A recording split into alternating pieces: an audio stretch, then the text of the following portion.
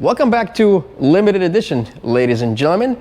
Today's video is sort of a philosophical subject or topic, if you will, and I want to talk about reliable cars, old reliable cars, and are they truly reliable? This is a question that has been kind of on my mind, and it's been kind of simmering in my little empty head, and I want to see what your opinion is on the subject matter. So let's get into it.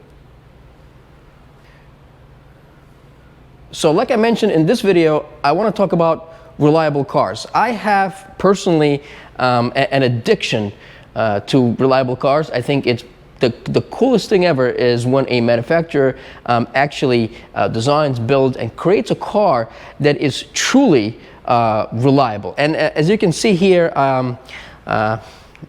standing in front of two of the most well-known platforms in the world. These two cars are considered to be one of the most reliable cars. This is your Panther platform that's been around since 1979. Unfortunately, production ended in 2011 for United States, 2012 for Middle East. And this is your Lexus LS400. This is my LS400. I had this car for a while, and this is the sort of the last generation of the OG. This is the original car that started the brand, and it is by far a phenomenal car. And today's kind of a video, again, it's kind of an odd subject because how reliable are the cars that are considered to be reliable, and what is really a measure of reliability? And this is a subject that really hasn't been defined. There's really no definition of what is considered to be a reliable car, and I just want to see what people think is a reliable car. And we're not going to talk about other cars that are there are other manufacturers that did make cars that are reliable. For example, Mercedes back in the day used to make cars that were really reliable, and I give you an example. A W123 Mercedes is considered to be one of the most indestructible cars out there. Volvo had some older cars, the bricks. These were pretty simple, pretty good cars. You have your Buicks, the GM 3800, the infamous 3800. I've seen these engines. I've seen these cars drive into a shop with a hole in a block of that 3800, and it's still running. So, but I have these two here, and kind of want to go over what I consider to be a reliability factor, and I might be correct, I might not be correct, but these are kind of my thoughts on it. So when I got this car, this is a 99 LS400. I bought it from the original owner in California. I had this car, almost, I think going 2 years, something like that. It was not in good condition. It's a neglected example that I brought back to life, and I have spent a small fortune bringing this back to its current condition. It's all original paint and whatnot, but it is not without its flaws. The car has been neglected by its original owner, and he didn't do any service, he didn't do any maintenance to it. So when I purchased the car, inherited this vehicle, it had issues. Okay, so this is kind of my problem with reliable cars, is that the engines in both of these cars are known to do 1 million miles. Okay, you have a 5-liter in this particular example. This is an old school 5-liter, pushrod V8 that is known, absolutely known, to do 1 million miles or more with just basic maintenance. Okay, but the problem really is, at least for me, the drivetrain is capable of 1 million miles. The transmission might be capable of 1 million miles, although probably not. Might require a rebuild at some point, but you can probably do 300,000-400,000 miles without a problem. The issue becomes that the rest of the car is most definitely not going to make it to 1 million miles. I mean, it will with some help, but the paint's most likely going to go. All your electronics are going to start failing at some point. Your windows, your motors, your regulators, and everything around the engine is gonna go as well. So the engine itself, just the engine by itself can do 1 million miles, but everything around it, the accessories, your AC compressor, your power steering pump, your alternator, all that stuff is gonna go. It's not if, it's when. Okay, it's a guaranteed thing, and this is kind of, again, kind of philosophical question. So what is the measure of reliability? Is just having an engine that's indestructible and the rest of the car is going to fall apart? Or it's the overall package? Because this applies to this car, right? The reputation for a Lexus LS400 that's indestructible, which is true.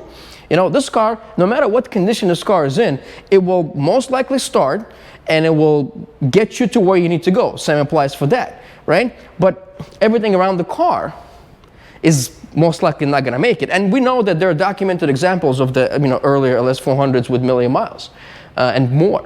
So it's capable of doing that, but the rest of the car is just, it's so difficult to justify and kind of label the car reliable when it's really, it's going to suck money out of you. And I had a slew of problems. And I think even if the car is well maintained, it's still the age is going to take its toll on the vehicle. There's nothing you can do about that.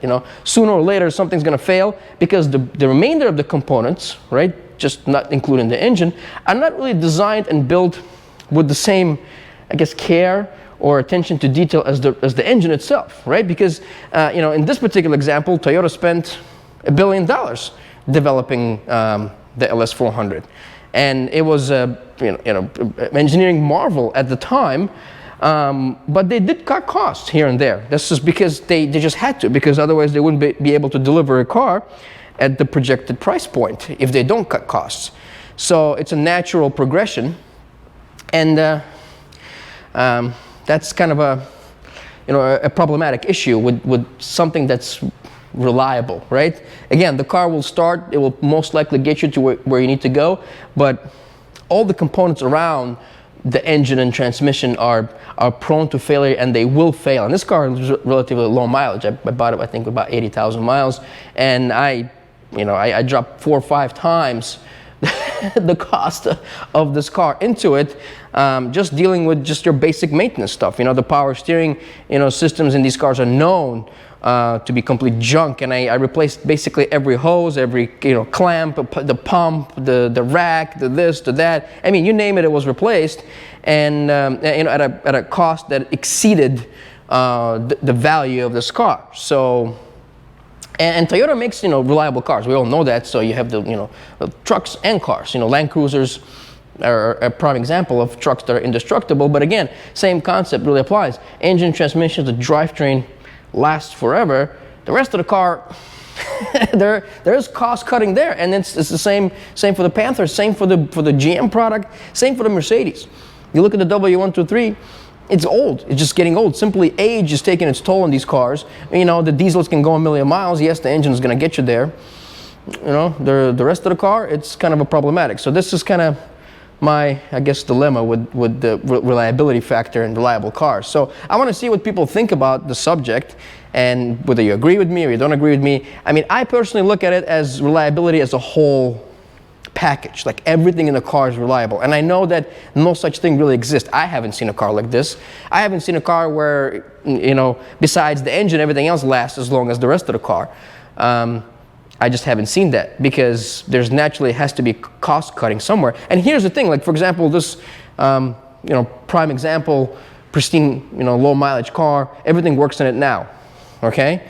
So everything is working and functioning, and blah blah blah. I have to spend some money doing some maintenance, but I guarantee you, if you're going to start driving this car every day, it's going to start falling apart, because it's 35 years old. There's been stuff that's sitting around, and as you start exposing the vehicle to daily use, all these parts that are have been like hanging on by dear life, they're all going to go. And that's what's happened with this one, because the previous owner didn't really use it much, so he owned it for 20 plus years, and probably used it for short trips or whatnot, which was okay. And now that I started, when I bought the car, I started driving it daily, all these issues started to get magnified, and all the problems started to reoccur and reappear, and it started to suck money out of you. So, but that's kind of my take on it. Let me know what you guys think. It's kind of open to discussion, and what do you think the reliability really should be? Should be the whole car in its entirety with everything in it,